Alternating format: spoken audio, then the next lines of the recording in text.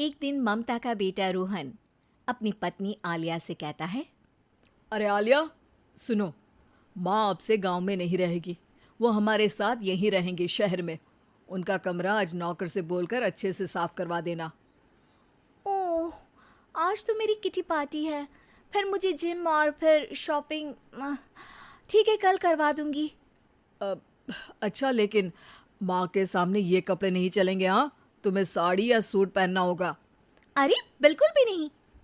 मेरे mummy papa ने इतना पैसा लगाकर शादी इसलिए नहीं की थी कि मैं अपनी मर्जी के कपड़े पहन ओढ़ भी ना सकूं। अरे चलो, गुस्सा मत हो, लेकिन कुछ दिन तो माँ की खुशी के लिए कर सकती हो ना। लेकिन आलिया मानती नहीं।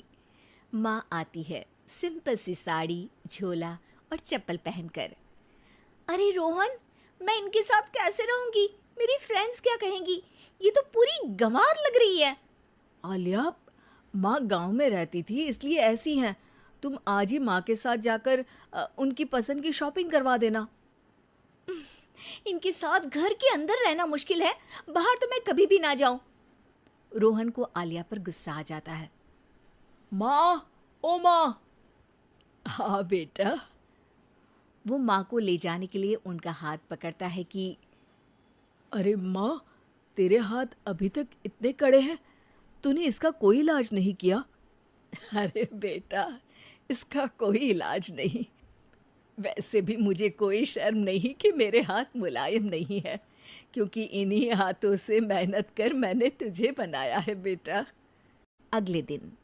माँ, मैं ऑफिस जा रहा हूँ। कुछ लाना हो तो आलिया को बोलकर फ़ोन करवा देना। रोहन के जाने के बाद।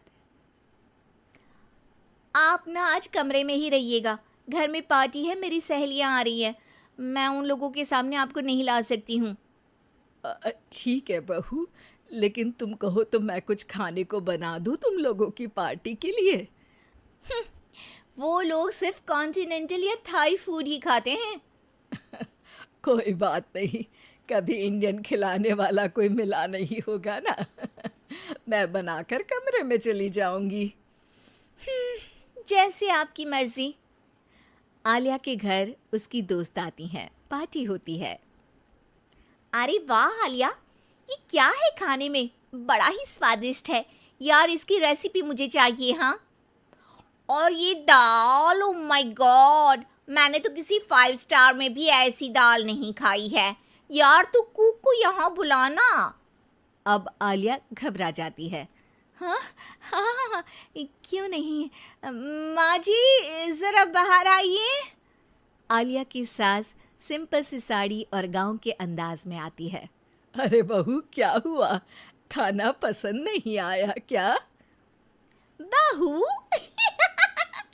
अरे ये गांव से दिखने वाली औरत तुम्हें बहू क्यों बोल रही है? कौन है ये? वो हमारी नई नौकरानी है। सास बहू की बात सुनकर बहुत दुखी हो जाती है। वो सर झुकाकर जा ही रही होती है कि एक सहेली बोल पड़ती है। अरे कहाँ जा रही हैं माँ जी? वो उठकर उनके पैर छूती है। जीती रहो बेटा। क्या है ना, आपकी शक्ल बिल्कुल मेरी माँ जैसी है।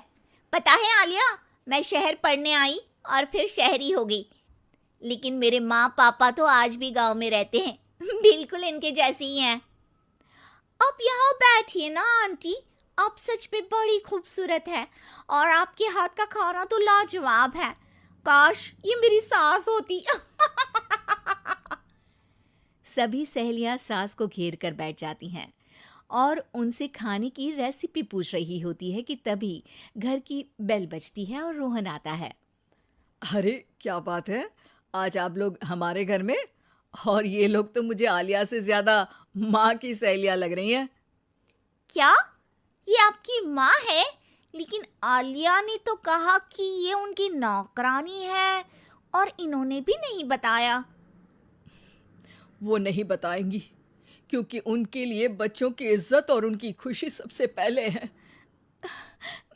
मुझे माफ कर दो, मुझे इन्हें तुम लोगों से मिलवाने में शर्म आ रही थी कि तुम लोग क्या कहती। अरे अब तो हमें शर्म आ रही है कि तुम हम लोगों की सहेली हो। हाँ, जो माँ जैसी सास को नौकरानी बोले वो हमारी सहेली नहीं हो सकती।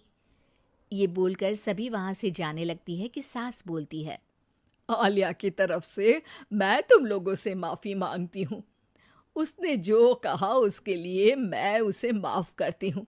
अब तुम लोग भी उसे माफ़ कर दो, क्योंकि अगर तुम लोगों ने उससे दोस्ती तोड़ी तो फिर मेरे हाथ का खाना कैसे खाओगी?